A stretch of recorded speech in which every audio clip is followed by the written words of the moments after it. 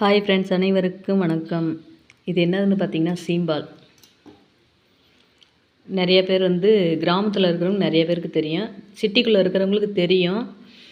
இருந்தாலும் இதோட பலன் என்னன்றது நிறைய பேருக்கு தெரியாது இல்லையா? இது அவ்வளோ நல்லது உடம்புக்கு. ஜென்ஸு சாப்பிட்டாலும் அவ்வளோ நல்லது. இன்னும் முக்கியமாக லேடிஸுக்கு அவ்வளோ நல்லது. கர்ப்பப்பை நல்லா வலுவடையும். நல்ல ஒரு எனர்ஜி இது. அவ்வளோ இதாக இருக்கும். இந்த குழந்த பிறந்த பெண்கள்லாம் சாப்பிட்டாங்கன்னா நல்லா பால் கிடைக்கும். நல்ல ஒரு ஊட்டச்சத்தான பொருள் இது. இந்த சீம்பால் எங்கே கிடைச்சாலும் மிஸ் பண்ணிடாதீங்க. காசு கொடுத்து அதை வாங்கி கூட சாப்பிடுங்க. நம்ம கண்ட பொருளாக நிறைய பொருள் அது இதுன்னு கடையில் நிறைய காசு கொடுத்து வாங்கி சாப்பிட்றோம். இந்த சீம்பால் மட்டும் எவ்வளோ விலை ரேட்டு எவ்வளோ இருந்தாலும் பரவாயில்ல, நீங்கள் இதை வாங்கி சாப்பிட்ருங்க. மாதத்தில் ஒரு டைம் அல்லது 2 டைம் சாப்பிட்ருங்க. இப்போலாம் பார்த்திங்கன்னா நிறைய பேக்கரி சைடே கிடைக்கிது. அவங்களாம் ஒரு 100 கிராம் 60 ரூபாய் 70 ரூபாய் இப்படி சேல்ஸ் பண்ணுறாங்க பேக்கரியில். எங்களுக்கு இங்கெல்லாம் பவானி பக்கம் கிடைக்கும்.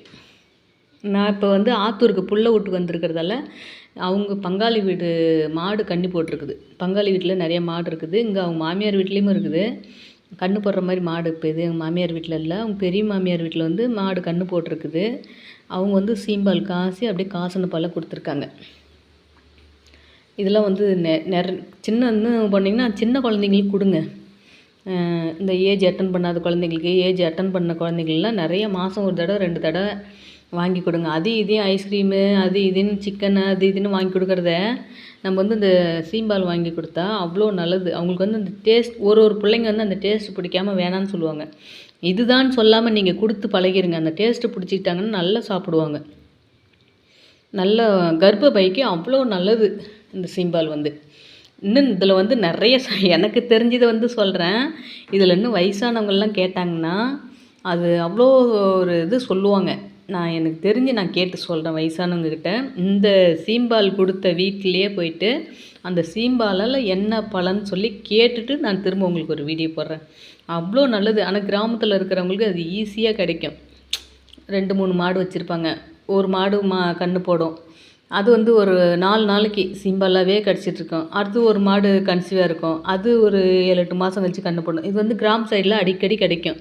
இப்போ ஒரு வீட்டில் மாடு கன்று போட்டுதுன்னா அவங்க தெரிஞ்சவங்க சொந்தக்காரவங்க எல்லார் வீட்டுக்குமே காலையிலையோ சாயந்தரமோ அரை லிட்டர் பால் கொண்டு போய் கொடுத்துட்டு வந்துடுவாங்க. காசு வாங்க மாட்டாங்க. நமக்கு இது காசு போட்டு தான் கிடைக்கும். நான் சிட்டிக்குள்ளே இருக்கிறதால காசு போட்டால் தான் கிடைக்கும்.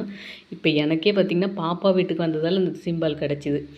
பாப்பா அது தின்னா ஒரு மாதிரி எனக்கு எகுத்து வருதுமா அப்படிங்கிறா. ஏன்னா மாதமாக இருக்கும்போது எதை சேருது எதை சேரலன்னு பார்த்து தான் சாப்பிட்றா. நெஞ்சு கரிச்சிக்கிட்டு ஒரு மாதிரி வாமிட்டு வந்துடுது. அது சாப்பிட்டு புண்ணியம் இல்லாத மாதிரி போயிடுது. இது அவங்க மாமியாருக்கு மாமனார் கொஞ்சம், அவங்க கொழுந்தனார் இருக்குது. அப்படி மருமகன் நான் ஆளுக்கு கொஞ்சமாக ஆளுக்கு ஒரு பீஸு சாப்பிட்டுக்குவோம். நீங்கள் எங்கே கிடைச்சாலும் சரி தான் பேக்கரி சைடு கேளுங்க. அவங்க போஸ்ட் மாரி அடித்து ஒட்டியிருப்பாங்க. இங்கே சீம்பால் கிடைக்கும் அப்படின்னு சொல்லி எழுதிட்டு ஒட்டியிருப்பாங்க. இங்கே பாருங்கள். அப்படி இல்லைனாலுமே பேக்கரியில் எங்கே இருக்குதுன்னு சொல்லி கேளுங்க. பேக்கரி சைடெலாம் இதெல்லாம் கிடைக்குது இப்போலாம். சீம்பால் மிஸ் பண்ணாமல் வாங்கி சாப்பிடுங்க. அவ்வளோ நல்லது இது. நாங்களாம் சின்ன பிள்ளையிலேருந்து விடவே மாட்டோம். இந்த ஃபஸ்ட்டு அன்றைக்கி கன்று போடுது இல்லைங்களா, அன்னத்து அன்றைக்கி ஃபஸ்ட்டு பால் கறக்கிறோம் பார்த்திங்களா, அது மட்டும்தான் இதுமாரி கெட்டியாக வரும். அடுத்த டைம் சாயங்காலம் பால் கறக்கிற நேரம், செகண்ட் டைம் கறக்கிற நேரம் இவ்வளோ கெட்டி வராது. அடுத்தது 3வது டைம் கறக்கிற நேரம் இவ்வளோ கெட்டி வராது. திரியாக இருக்கும். பால் திரிஞ்சு போனால் எப்படி இருக்கும், அதுமாதிரி திரியாக இருக்கும். ஆனால் டேஸ்ட்டு செம்ம டேஸ்ட்டு. சர்க்கரை ஏலக்காய்லாம் போட்டு குடித்தா அவ்வளோ ஒரு டேஸ்ட்டாக இருக்கும். செம்ம டேஸ்ட் இது. உங்களுக்கு கிடச்சிதுன்னா மிஸ் பண்ணாதீங்க. எந்த கடையில் இருக்குது என்னன்னு சொல்லி கேளுங்க. அதுமாரி கிராமத்தில் இருக்கிறவங்களும் மிஸ் பண்ண மாட்டாங்க. ஒரு துளி கூட மிஸ் பண்ண மாட்டாங்க. கிராமத்தில் இருக்கிறவங்க சொல்லவே தேவையில்லை. இதில் எவ்வளோ பலன் இருக்குதுன்னு அவங்களுக்கு தெரியும். சிட்டிக்குள்ளே இருக்கிறவங்க கடையில் கேட்டு வாங்கியே சாப்பிடுங்க. மாதத்தில் ஒரு டைம் கிடைச்சாலும் சரி தான் வாங்கி சாப்பிடுங்க. இதெல்லாம் ஒரு நல்லது. அது ஒரு நல்ல விஷயத்தை ஒரு சிலர் தெரியாமலும் இருப்பாங்க இல்லையா.